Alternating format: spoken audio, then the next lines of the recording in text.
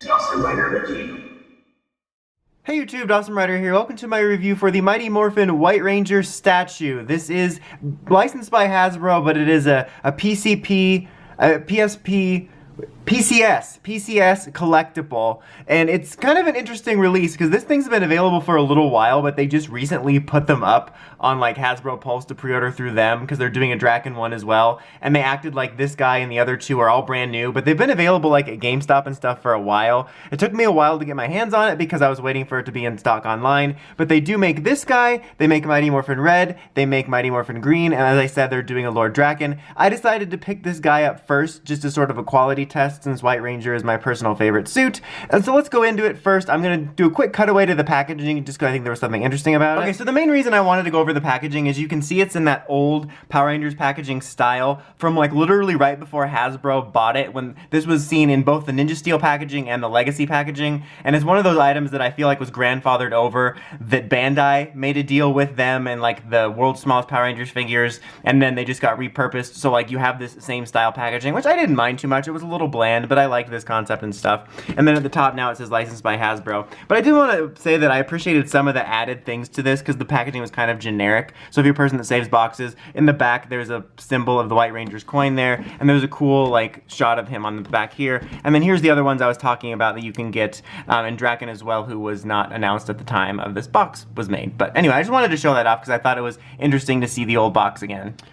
Okay, now that that's out of the way, I want to say I think this thing is overall pretty cool. It's a relatively inexpensive statue compared to the price that some of the other ones can go for. Not like Power Rangers related, but other collectibles are often known to be almost $100 or over $100. And you know, for a more budget one, this one's pretty good. Although I think that $50 still feels like a little bit much for this guy for me personally, but I think it's pretty cool. I really like the power coin like stand of it, and I kind of like the way that it rests on here at an angle, although it kind of limits you sometimes. Like, I sometimes don't like that he's down at an angle, but I dig the idea of this, and I think the gold paint on this looks really good. It's actually one of the more accurate looking power coin designs, and most of the details on them are pretty well done. Like, you have the sort of look of actual cloth, which is nice, and this feels like it's not like a cheap material, like it feels normal. And then you have kind of a matte finish here for his like chest armor. Oops, sorry about that. And then you have some little paint mistakes in there. I don't know if anyone's gotten these and have had a huge amount of problems, but fortunately it's not a big deal like some of the Lightning Collection stuff, but for the most part, pretty good. And I think that the finish and the paint on here is pretty good. My only real nitpick comes with the helmet, which I think is mostly well done. Like, I think the proportions are good and the paint looks good. And it does have a glossy finish, which you can see like on the camera, which makes it look like a helmet. But there is something a little bit off about it. Like the even though it's got a glossy finish, when comparing it to something like a glossy finish of a Lightning Collection or something, it feels unfinished. Like, it feels like they didn't put the coat on it to make it feel unfinished, and almost sticky quality to it. And like, there's something about the way the helmet looks with that makes it feel a little bit cheap. My other nitpick is I don't like how all silver his sword is, because it's meant to be silver here and then mainly white. It looks kind of cool. Like, this would make a really cool like exclusive Saba, like they did the black gold one. Like, that, it looks cool, but it's not exactly accurate, which is kind of a bummer. It's kind of a small nitpick, but that's kind of where I lie with this thing, is I think it's pretty good for the price, but it's not perfect. And like I said, $50 isn't that bad considering the price of other statues like this can go for, and it is meant to be kind of more of a budget one. But I would recommend maybe waiting for a sale.